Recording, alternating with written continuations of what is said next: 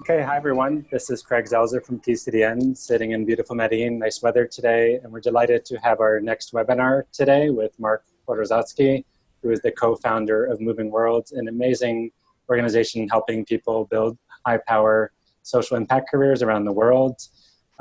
Mark has got an amazing track record of working in social innovation. He's on the adjunct faculty at the University of Washington, Tacoma, teaching in corporate social responsibility. Mark is a frequent guest speaker in kind of social impact and social sector careers all around the world. In full transparency, Moving Worlds does recruit sometimes in PCN as an organizational member, but that is not why we're doing the webinar. I think their work is super cool. And they've really helped pioneer the way for professionals and some students to kind of navigate past the high impact social sector careers. So for people maybe working in the private sector, trying to figure out how to develop a career of more meaning and purpose, they're doing some of the best work in the world, and they have a wonderful directory of volunteer opportunities. They have institutes, they have online programs, training programs. So please check them out. And we're delighted to have you here with us today. And for anybody watching or zooming in, please let us know. You can use the chat box and let us know where you're zooming in from.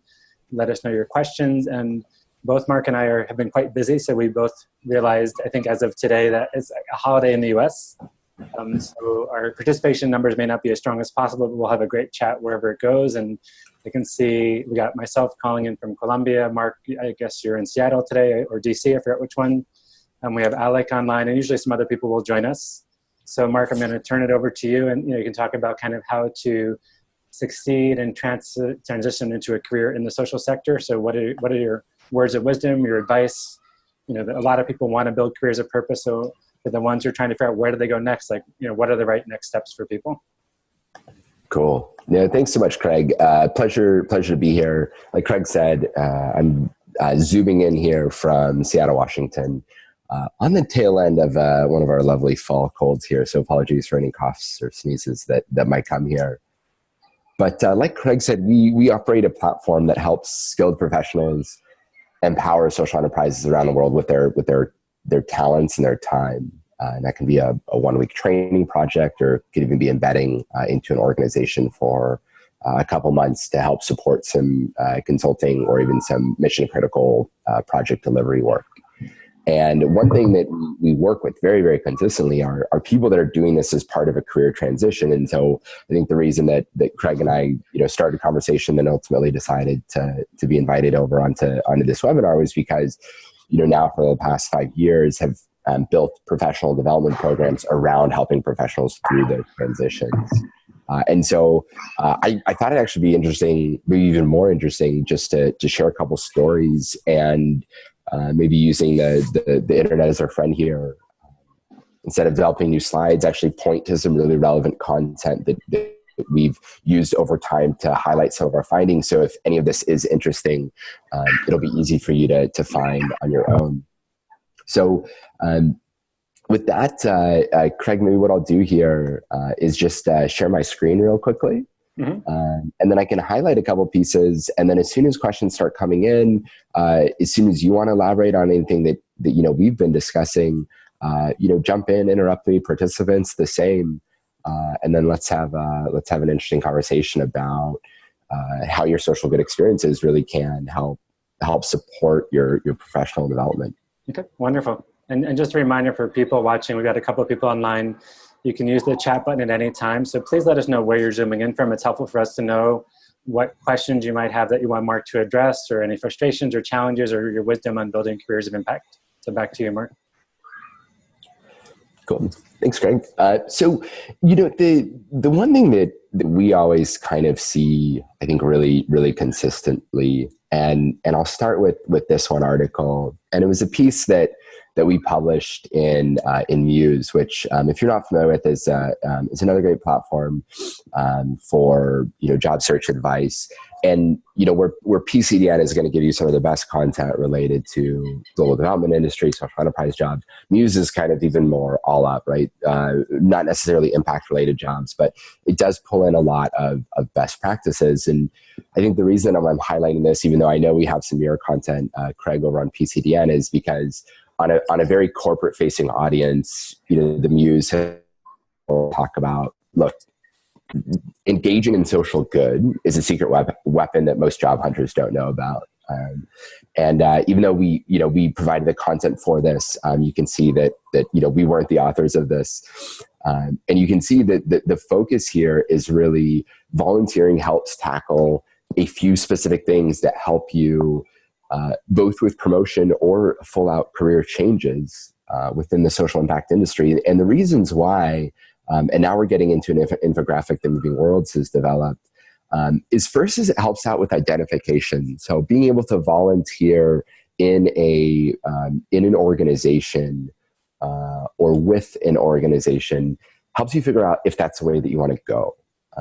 If you're thinking about going into a big NGO or to a small social enterprise, you can volunteer at that organization first to get an understanding of what is it really like to be in an international NGO that's maybe known as being more bureaucratic, right? Maybe you love processes, you love advocacy, and you love systems change work. And so that big organization is actually beautiful to you. Whereas maybe you just want to move really fast, and you're not as big of a fan of processes and measurement, and so maybe you want to go small. So being able to first volunteer is something that helps you kind of validate some of the things that you have around your career direction, and something that we interviewed and then surveyed. I forget the final number because this research is a couple years old, but over 200 different people that work as career advisors and coaches. And we were shocked to say that many career coaches will actually encourage volunteer activities or board service, job shadowing, and others to help you figure out, is this actually a place that you want to go? The next thing that we found in our research was, okay, if you volunteer, does this help you stand out in your job search? And here recruiters were a little more honest, right? It was closer to 50-50, where some say, yeah, maybe it helps you, but it has risks, right? Like depending where you're trying to apply, if you play up your volunteer work, you'll be seen as a do-gooder, maybe not cut out for a certain path, startup life, corporate life, et cetera. So you have to be really, really careful about how you position it. In fact, the overwhelming guidance from from recruiters is you have to be very intentional in terms of how you talk about any type of your social good experience. If you sat on a board, talk about strategy work, right? This was an opportunity for you to develop and grow your strategic involvement in organizations, and give examples, not just in terms of the impact you created, which of course is important, but also in terms of how to develop you. And very consistently, people reference the STAR format. So talking about your board experience in a way where you talk about, here was the situation, here was the task, here was the action, and here was the result, or the STAR format. And what we saw from recruiters is that highlighting this even this volunteer work, but as a way of, this is what I was doing, it was with my skills, it was for the purpose, and here's what I learned, and here's the impact that I created, is a way that it changes the mental model on, oh, this wasn't just feel good, this person is, and I don't like to say it, but they said it, right? Oh, like that's cute, versus, wow, this person has showed that they're able to drive impact and results in different environments. And the last part of research kind of went into that in terms of, hey, this is how you can actually use this in your interview process, right? You should always lead with your professional experience that's most relevant to the job that you're applying for. But down the line, people are going to ask questions of, well, what else do you do? Can you give me can you give me an example of a time that you went above and beyond? In fact, and I'll pull it up really quickly here, we published an HBR article about how do you stretch Harvard assignments. Business Review, for people who don't know. Yeah, thanks, Greg. Yep. About how do you stretch assignments to support social good, where, here even an Amazon employee, had used her experience to get end-to-end experience on a design strategy project and use that to get a promotion. So we're seeing it play out in different ways. And I'll kind of dive more into some best practices around volunteering. But Craig, maybe I can pause there. It's just kind of a high up view.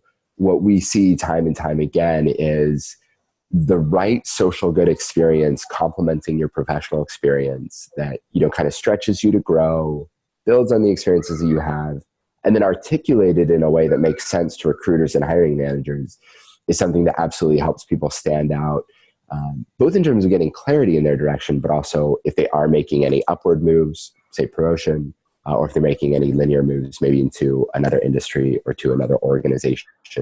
I was seeing it being a pretty powerful tool. So I have two questions, and then let's see, other people online, feel free to type in your questions, or if you want to turn your video, you can bring them up. So one just very practical question for someone on their resume. So let's say they've got 5-7 years experience, they've got some volunteer experience. People always ask this all the time. Should volunteer experience be located under professional experience or separate volunteer? Like, when you're reviewing resumes for your applicants or people who want to work for Moving Worlds, like, where do you like to see that experience featured? Yeah. Well, I'll give you the most annoying guidance that anybody in the job search and resume building field can hear, right? Which is it depends, and you have to tailor it to the audience. But let me get more specific there. So one thing that we've seen is a lot of people that are setting out to start their own consultancies, or maybe they're joining a smaller agency, or they're even kind of sampling in dabbling into their own social enterprise. For them, we say, look, you've been providing professional level support. You've been doing that pro bono. It is absolutely professional work experience, especially if you've taken any extended time off to do it. Like if you've been sitting on a board and going once a month to a meeting, maybe not. But if you've been doing an immersive project, that's a consulting project, and you should absolutely highlight that. And the way we recommend people do that is to, instead of having a laundry list in their resume, to have a real concise section in the resume in their work experience that says pro bono consultant, and then a bullet point of the specific projects that you worked on, or rather professional independent consultant, right? And then in your sub bullets, provided pro bono support. Maybe you had a one paid project, another pro bono project. So if that's the direction, right? It tells your story. So tell it in a way that builds. Now, if you're applying into a purely corporate job that doesn't have any collection of social impact, then we actually do suggest moving that down maybe into a interests, right, or extra work category. But talking about it in a way that shows, and I'll quote one of our hiring managers, right? It's, show me that you're interesting and you care about other people, right? I'm flooded with people that just want to make money and get promoted and make the bigger. It's like, show me that you care about your teammates, right? And so you can use that insight to say, okay, if I'm talking about this, what I can do is I can talk about it in a way that shows that I care about my team, I care about diverse perspectives. That makes me a more effective collaborator, and that's why I'm actually going to be a better teammate. And so in the interview, if you ever get those questions of like, well, how do I know you're a good teammate? Well, you can call in your professional experience, but you can also say, hey, look, I've got a history of engaging with others, engaging with very diverse cultures, diverse work groups, et cetera, and I'm able to deliver results both to and through those. So annoying answer, it depends, but Craig, hopefully a little bit useful, and happy to even get into a more specific example if the questioner has one. Okay. You really have to tailor that for the audience. And then just one more general question. So maybe you can talk a little bit about the problem that Moving Worlds is solving, and to put that into context. I know lots of people, I've done volunteering work myself. I've been on lots of boards and advisory boards, and I've helped hundreds of people probably get volunteer opportunities or fellowships. And sometimes they're wonderful, sometimes they're disaster, sometimes it's a mismatch. So kind of if someone is looking to explore volunteering, pro bono consulting, or a board opportunity, both the problem you're solving, but in general, how does someone know it's a good match? Because, and part of that is the question is like, is there any data to show that X percentage of volunteer opportunities end poorly, or both sides are just, you can say a lot of times like 50% of all hires fail within the first 2 years, but is there any data around that around volunteering? Yeah, great questions. Aggregate for the industry, no, but I can present some data that's pretty specific to Moving Worlds. And what I'll do is I'll share that with a highlight. And I think there's two very specific types of volunteer projects there's three main buckets of, if you're a working professional, of where you're going to volunteer, right? You'll do board service, right? So you'll go sit on a board, and if you're interested, Alice Korngold recently published some research on this topic. We actually hosted her on a webinar not too long ago on that very topic. So I feel somewhat well informed on it.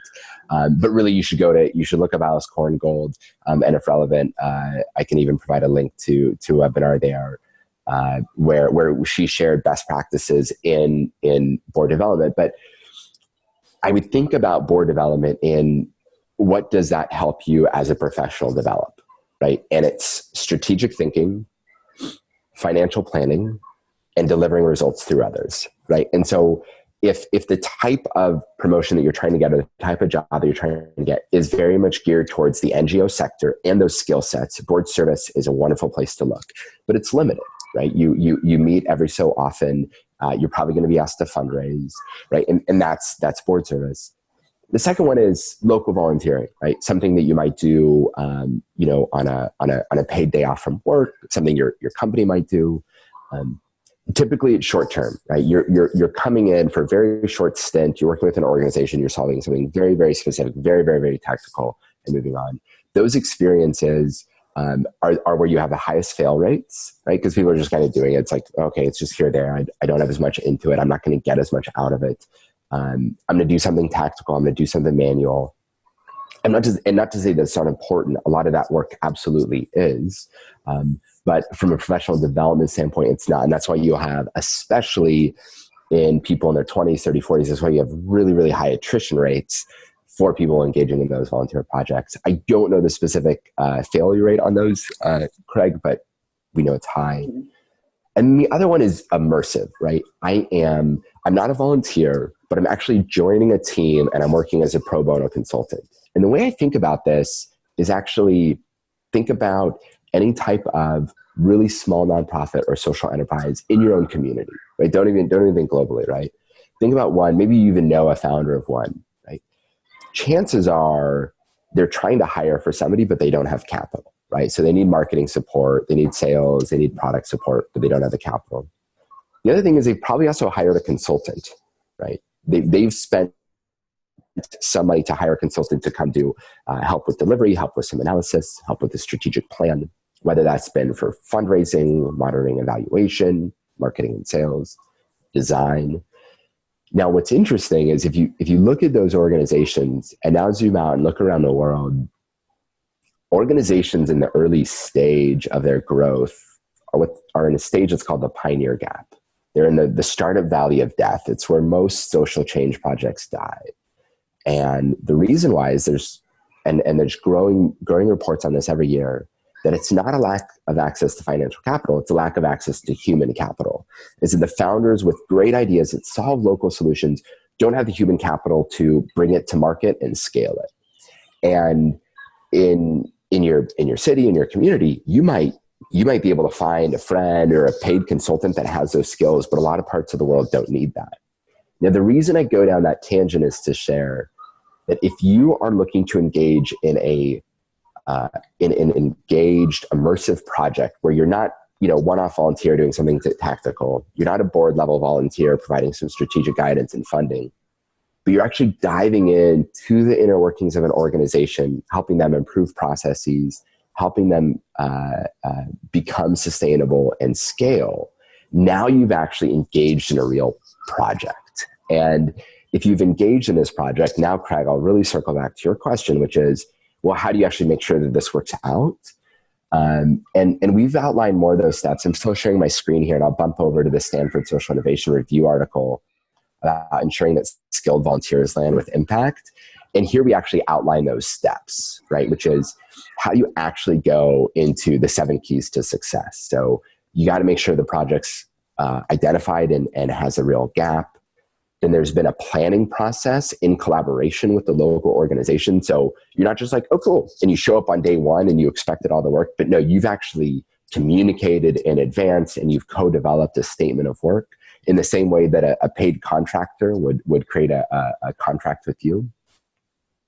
You focus on what's the most pressing issue. So not what do you as a person think is most interesting for this organization, but what do you actually help with? And then as part of that, how do you actually ensure that I'm not just delivering something and then leaving, but I'm transferring expertise to local teams? I'm also helping identify opportunities for organizational strategy and capability improvements, which, especially as a professional who's looking to probably grow in these areas, these are great muscles to flex. And then you can also provide additional value by building global connections and then thinking about sustainability plans. So when we follow that model, what we see is really, really high success rate. So of course, not every project will pan out. However, if you take our advice here and work on this collaborative planning process, what happens is the divisions will be during the planning phase, not during execution. So it's not painful on either organization or you as the volunteer. So let's just take a minute, see if there's any other questions. And when you're done showing documents, you want to stop screen sharing, just let me know. You could turn it off. We'll get a more complete view. Okay, sure. Any questions from people, comments, let us know where you're zooming in from. And we're hoping it's not just me, Mark and I talking, but we can have a great chat for a while. So let's just wait about 30 seconds. And while we're thinking out, another kind of question, when you think about people transitioning, from private sector or trying to develop a job of more impact, what are the general skill areas where you see the greatest need? So one of the things I put in the chat box is RippleWorks did a great project about a year and a half ago, 2 years ago, looking at the talent deficit, what you're talking about. I see you cited the World Economic Forum's done great work, but RippleWorks basically said there's a desperate need for sales, marketing, technical staff. And as you said, Sure. One of the challenges that a lot of social enterprises are finding, it's not a question of capital or lack of capital, it's a lack of expertise. So what you talked about. So if you were advising someone, to think about what additional skill sets might he or she develop to make their transition to the social sector easier, where do you see the greatest need, and where do you see almost the least need, where there's just too many people trying to make a impact that? Yeah, interesting. And so the RippleWorks research is interesting, but one really important reference there, right, is RippleWorks specifically was looking at venture-backed organizations in emerging economies. So it itself is a nonprofit, largely funded by a large venture capital firm as well, and capitalists. And so, yes, the subsect of organizations that they saw the biggest skills need in were, of course, sales, because these are venture-backed companies and they need to grow their sales efforts.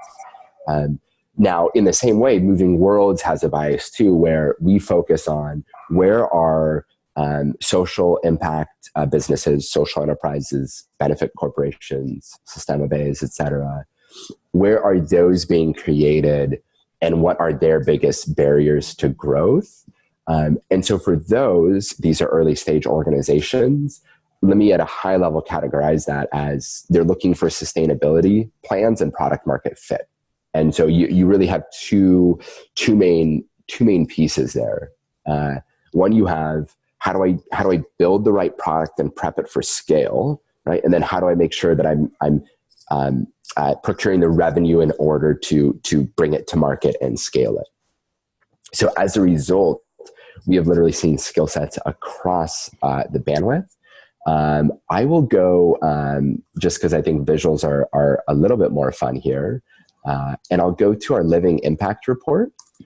So I'll share my screen here again. And then I'll just take a moment to load here as it pulls data from the data set. What we find is the most popular skills, certainly we have some crossover with what you mentioned from RippleWorks, right, in terms of sales, marketing, right, if you're trying to find a product market fit. But we also see a few more needs around bringing products to market, right? So you'll see some skills here around web development being our most common skill set actually being requested. Now, I should add a caveat here that we do support programs for some big corporate partners, of it including Microsoft. So of course, web development is slightly biased towards this category. But you can also see software development, database management, overall entrepreneurship and comms, right? And so this is kind of a nod to the skill sets related to building a product and then bringing it to scale. But if we actually click down farther through this list, you can see engineering, right?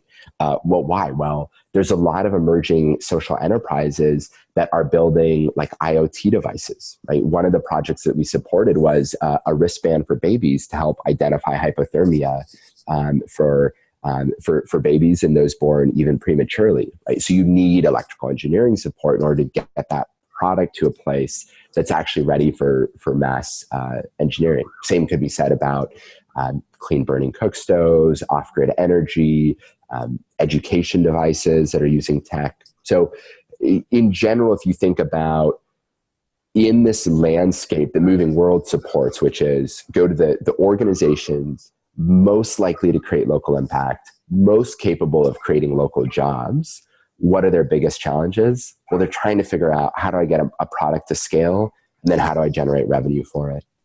And so they literally need all of the helps, right? Monitoring and evaluation, they need business strategy, they need funding, they need grant writing.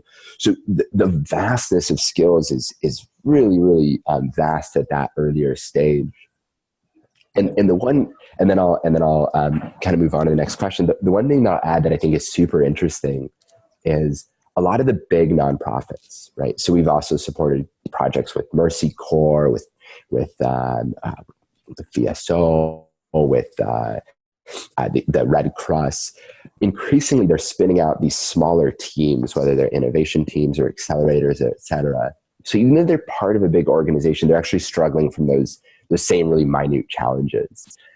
And so we literally say, like, if you have professional work experience, there's an organization that needs your skills. Okay. So wonderful. So we have a question. Hi, Alec. Nice to see you again. So Alec's at the Kroc School in the University of San Diego, master's student. So his question is, he loves your STAR strategy recommendation. And do you have other recommendations for conveying your experiences during interviews? So I assume she's referring to volunteer experience. Sure. Yeah. I can speak to a couple of those. And then, I mean, in the spirit of being self-promotional too, we do talk about in one of our blog posts about how to articulate this a little bit more on your resume. And one thing that I will say is, like, we're not totally self-promotional here, and that we're oftentimes linking to other content. So I think this is the post, and you can always, we'll soon, you can call me out soon here if it's not. But in this article, we do talk about volunteer experience, give you specific examples about how to reflect it on your resume, including like a specific example. And I believe this post maybe links to the STAR format. It does. Yep. So here we go. So there's a link specifically to STAR. So I can share this in the chat widget here, and that can give some more specific tips there that you can reference afterwards. But what I'll highlight and what I'll reference actually that maybe isn't as well captured in the post is start with the audience, right? What are they looking for? And then kind of do an analysis of your resume. What's missing, right? Are you interviewing at an international NGO and you're going to go do field work, but you don't have any professional experience that's put you in the field before? Well, that international NGO is going to look at you and say, oh, that's sweet that you want to go work in, literally, and this is a quote from a hiring manager that worked in Mumbai, India, right? Cute that you want to come and work in Mumbai. Are you still going to enjoy it if the AC is not working, or if you don't love the food, right? Or if you're missing home? And what they're looking for is saying, are you actually going to be able to succeed in this field? And so for people applying to an international post, what they should look at, if they don't have that in their professional experience, well, then their international volunteer experience can help fill that and say, hey, look, I've spent a month, or I've used all my vacations, or I went experteering, and here's how that kind of fits into the story, so you can answer that question. So when we work with volunteers and they're thinking about going on projects, what we always say is build on your strengths, but stretch you to grow, right? So think about the org that you're going to volunteer at, or that you're going to be interviewing at. I'm sorry. Look at your resume. What are you missing on there? And then put your social good experience on that resume in a way that fills in those gaps. Okay. So there's a question from Maria, who's Colombian, has 2 master's degrees, and is living in the Netherlands, has 7 years professional experience. So her basic question: when should one start volunteering, and is it worth it if one has 7 years experience? So I think that she's a perfect kind of candidate for moving worlds, depending on her career goals. So Mark will answer this, but Maria, feel free to kind of put in a few more words or turn your video and let us know where you're aspiring to go to. Yeah, I'll start there. And like Craig said, Maria, if you want to add more context, by all means, we can go to a live workshop here. But yeah, absolutely, right? I think I'll go back to our impact report, and you can actually see the average age of our experteers. If you have 7 years of experience, and 2 masters, you're probably falling into, our 2 most popular categories here, right? And in fact, we see that volunteering, once you have that professional experience, is actually the most valuable, right? Because you've worked, how these skills can drive results, And that's super interesting to organizations in the field. So would strongly encourage you to volunteer. Now, if it's for the sake of a career move, right? I would argue what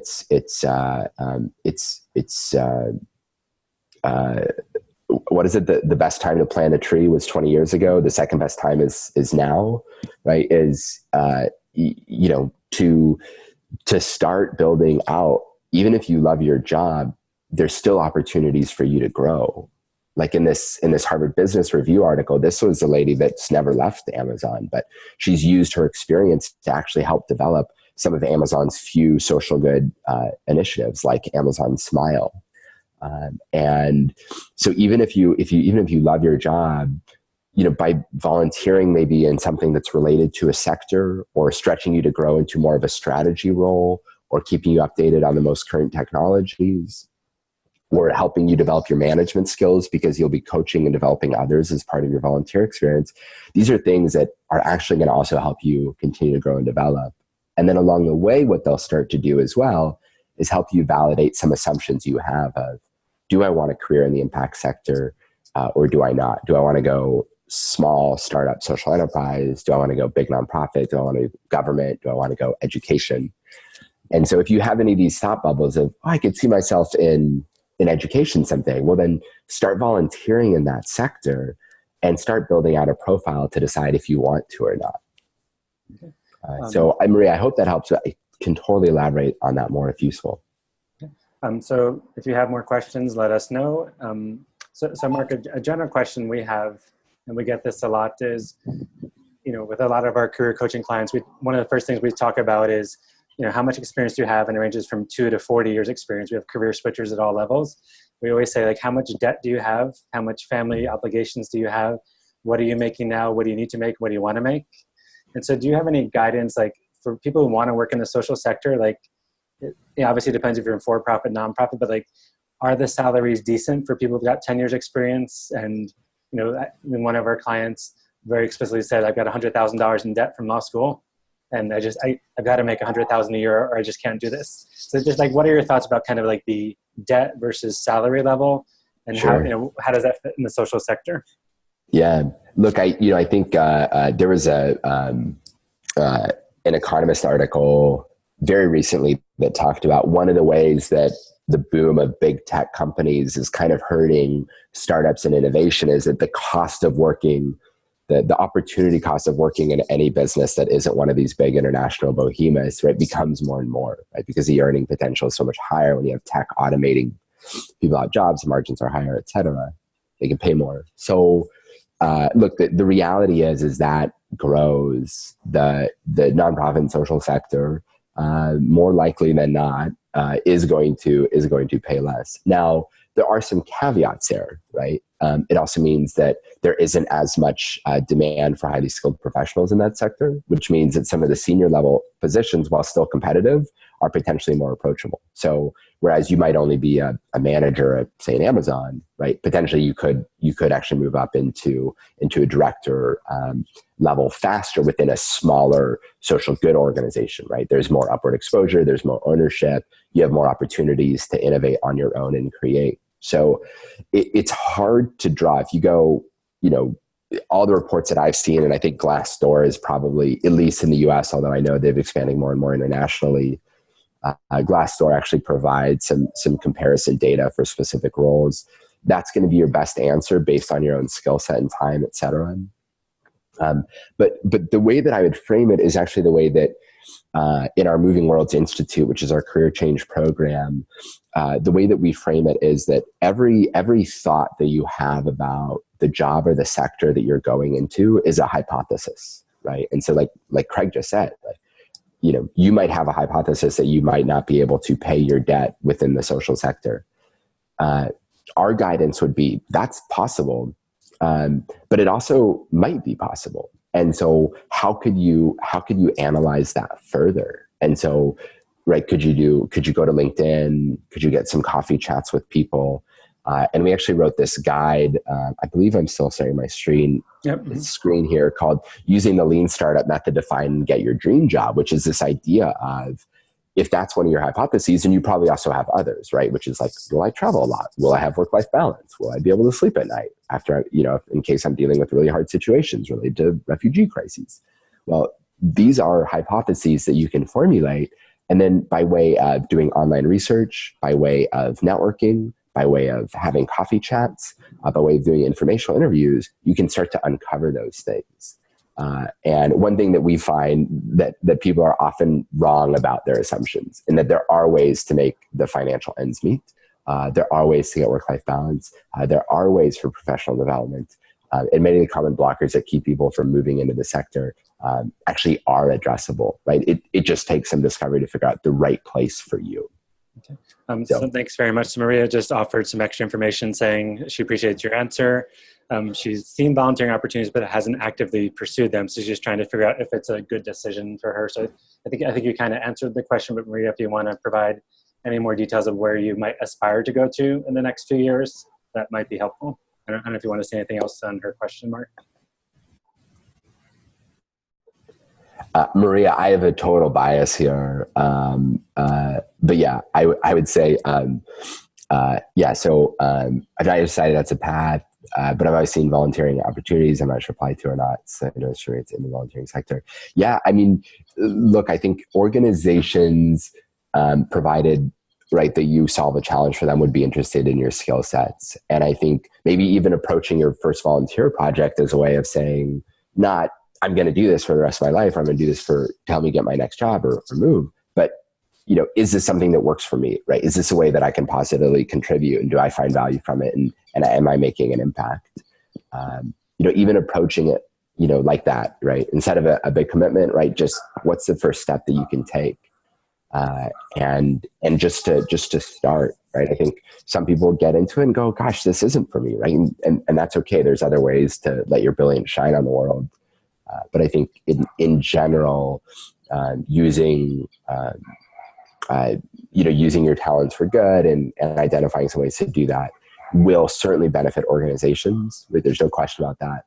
And what Moving Worlds really lives by is saying, if you do that in a very intentional way, right, then you will also grow and develop in the process. And one thought is, and again, just continuing on my theme of self-promotion. See, although Craig, I'm trying to be good by directing people to content, not on our website, right? Is it, this is something that we often talk about with corporations to say, look, yes, you can motivate your volunteers or your employees to volunteer, but for what purpose? And if they are volunteering, you want to keep that sustainable. You want to make sure executives are continuing to support it. And the reason that I think maybe this could be relevant for you, Maria, is right, volunteering can happen on its own, but volunteering could also happen perhaps as a way, like in your professional development discussions with your manager or your work, to say something like, oh, well, you want me to improve the way I communicate with others. Well, maybe could you sponsor some time for me to volunteer so that I could have more exposure to a diverse landscape, to diverse people? And in this article, we kind of highlight, this is based on data in our Microsoft program, but we do highlight the 4 steps that you would go through to make sure that your project is actually, highly relevant to your own growth. And I'll come back to this point, which is, no matter your skills, if you have professional work experience, which Maria, with 2 master's degrees in 7 years, you 100% do, there is an organization that needs your skills.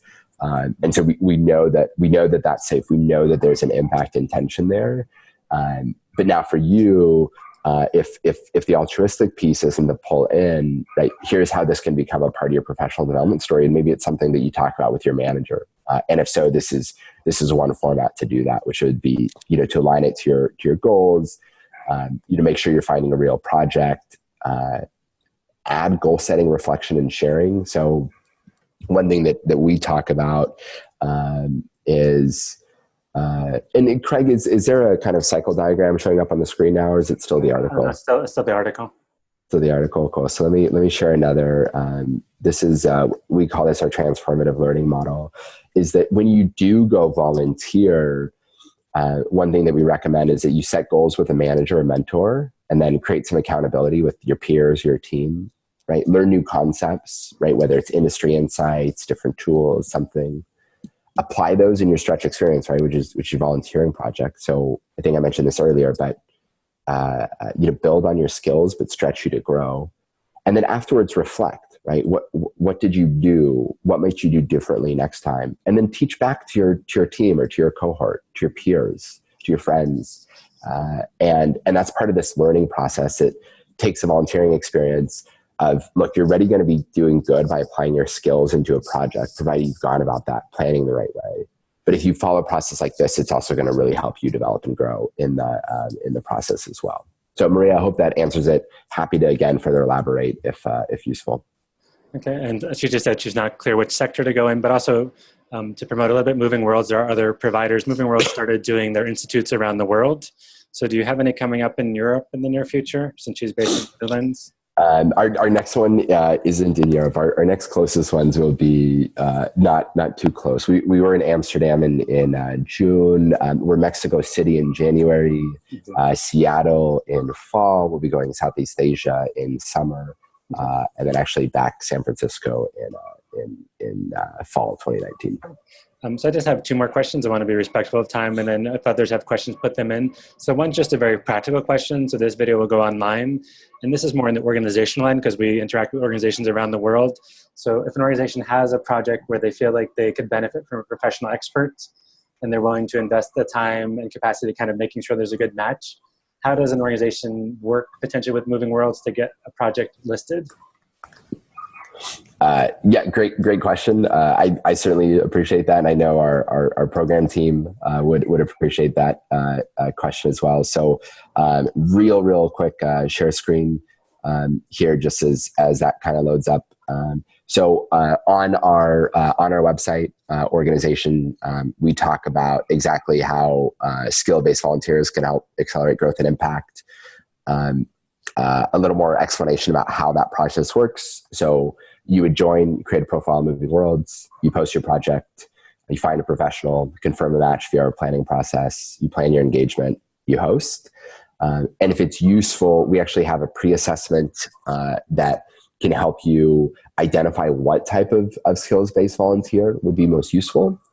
And then if you're looking for examples, we actually give different types of skill sets here linked to stories that highlight how these different skill sets have been put to use. So high level, it starts with, hey, come to us even if you're not exactly sure how to post a project. We'll go through a verification process with you, of course, to make sure that there's mission alignment, legal alignment, et cetera. But then we'll actually go through a process to help you identify where a skills-based volunteer could be most supportive. And that website is movingworlds.org/organization. Cool. So if anyone watching this now or in the future, if you're working for an organization and you have the capacity, like the problem you're trying to solve, you've got some gap that you think someone could address, you've identified the skills, check out Moving Worlds as a place to possibly post, and get verified and see if it could be a good match. So I just have one more general question. So in terms of where do you hope the social sector will be, related in the next 5 years, like that progress has been, it's kind of a big question. So you can narrow it down however you want in terms of like how volunteering, how mid-career professionals are switching to the social sector, or how volunteer programs are more meticulous and better run, or, as an academic, or former academic, having helped place a lot of people, I've always questioned the benefit for host organizations sometimes versus the benefit for the student. So just any thoughts of where you hope 5 to 10 years where the field is doing better?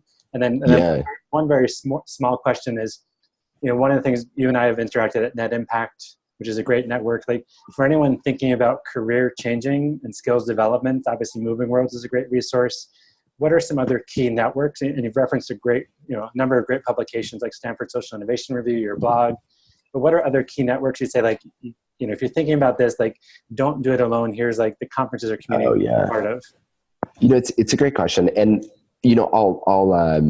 so a few different questions there. So, and I'll start with this, maybe that last one and then work backwards, provided I can remember them. So, the first one is network, and maybe even conceptually there, right? There are so many guides that tell you how to live healthy, eat healthy, don't smoke, don't drink, don't eat too much fat. But the reality is you are, and I forget the exact stats here, right? But there's a reason that there are personal trainers and accountability partners, right? Whether it's friend or live-in partner, right? That's going to actually help you achieve some of those goals. So the first thing is just like, don't do this alone, right? It's too hard, especially if you're in a job change or even promotion. Like, it's tiring, it's exhausting. Build an accountability group, and that can be with your social sector, your social network. It could be with people at your work. It could be your HR business partner, but it could also be friends, or it could be a career coach, or it could be like a learning cohort, like Moving Worlds. Find the options, figure out the one that speaks to you, but don't do it alone, right? It's super hard. So then the second one is, okay, now where are those networks? Be really strategic there about where you want to go. So if you don't know where you want to go, so Maria, not to pick on you too much here, but like your question, it's like, well, I'm still trying to figure out maybe like which part of the sector I'd want to go to, right? Well, if you start talking to a career coach and they're talking about helping you polish your resume and telling a professional story for a resume, like, that's the wrong person for you at this time, right? You need to find somebody that can help you answer these questions about where can I find purposeful work and make an impact, right? And so make sure that you're finding programs that do that, right? And that might be a program, or it might be a coach. Now, once you know where you want to go, and you're like, okay, I'm looking specifically for careers associated with X, Y, Z, right? Well, then there's a decent amount of different networks there, right? PCDN, of course, is a great place to look, but you already know that. That's why you're following it. But there are a slew of other content providers, and you can simply look for social good networks. I'll leave something here in the comments. We compiled a list of best places to look for social impact jobs. And I think there's a group of around, like, I don't know, we may be up to 30. Of course, PCDN is on that list of different places where you can look, different networks that you can join, et cetera. And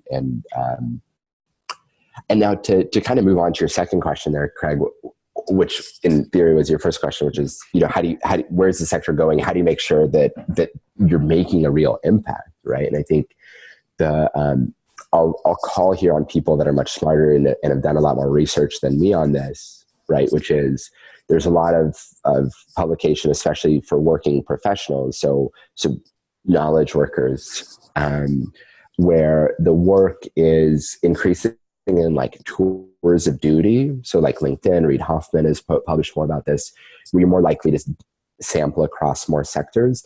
My personal hope is that people don't just follow the money there, right? Because I know that if you work at Amazon and then you go work at Google, you can come back and get a promotion faster than if you just stay at Amazon, right? And that applies for almost any tech company. And so what happens is people just jump. Money, money, money. And what I would hope is that people start being really intentional about their careers and say, hey, look, I want to engage in an area that makes an impact, or I care about this population. And so instead of just jumping for money, they're actually jumping for experience. Maybe they're doing an international rotation, or they're going into a startup that's working on education so that they can come back and provided they miss that money, right, that they're coming back into the corporate sector, trying to figure out how to pull corporate money, resources, et cetera, to come back and benefit a sector. So I don't know if that really helps answer the question. But for me, right, it's that there's more hope, and that knowledge is shared not only along the companies with the most financial resources, but in organizations that are helping us reach the sustainable development goals. Wonderful. I mean, it was a big question. There's no easy answer, but it's kind of like, where do you hope we are in 5 or 10 years? And so just if there's any other questions, if not, we'll be respectful of Mark's time. It is a holiday, even though we're both working. So let's just see. Any other comments you want to make about Moving Worlds, volunteering, social sector careers in general before we end? Yeah, I mean, look, the biggest inhibitor that we always see of people doing anything is because it's scary. And that can be something like, it's just the unknown, right? Going into an expertiering project, changing job, even asking for a first informational interview to see if you like another sector, right? These are scary asks that you're not used to. And my biggest guidance is, find accountability, buddy. Find somebody that will hold you accountable, and then tell them that you're going to do something, right? I'm going to ask for an informational interview. I'm going to go do my first volunteer project. I'm going to go do this. And just take that first step, which is telling someone that's going to hold you accountable. and then just take a first step. We know these things are hard. We know people are working. We know they're busy. We know professional and corporate sectors offer a lot of money. But just tiptoeing and exploring how you can use your brilliance and your experience to help contribute to global progress it's what the world needs now, right? I think we just published in Thrive Global kind of a summary of different reports following the Sustainable Development Goals that we're not on track to reach these things. But the thing that we need is human capital, and so that's my